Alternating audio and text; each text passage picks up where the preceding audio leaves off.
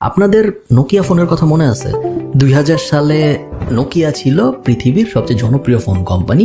পুরা দুনিয়ার 57% mobile market share ছিল নোকিয়ার। শুধু তাই না, কিছু কিছু মার্কেটে বাংলাদেশ, ইন্ডিয়া, নেপাল, পাকিস্তান, শ্রীলঙ্কা, ব্রাজিল এরকম মার্কেটে 80% পর্যন্ত মার্কেট শেয়ার ছিল নোকিয়ার।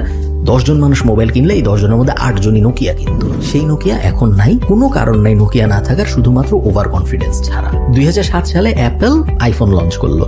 নোকিয়া বললো না, আমরা কোনো ইনোভেশন করবো না, আমরা আমাদের পুরানো মডেল ওই মিউজিক ফোন ওগুলাই বানাবো। তার কিছুদিন পরে গুগল অ্যান্ড্রয়েড লঞ্চ করলো, স্যামসাং মোবাইলের মার্কেটে প্রবেশ করলো।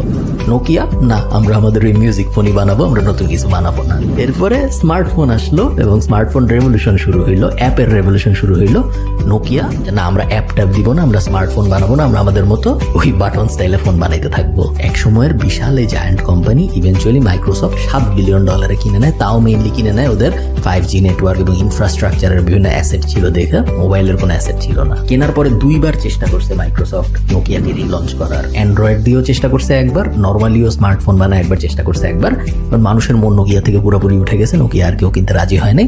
এখন আর মাইক্রোসফটও চেষ্টা করে না নোকিয়াকে আবার লঞ্চ করার জন্য, ওরা জাস্ট নোকিয়াকে সাইড প্রজেক্ট হিসেবে রেখে দিচ্ছে। আপনার কি কখনো কোনো নোকিয়া ফোন ছিল? আমাকে কমেন্টে জানায়েন।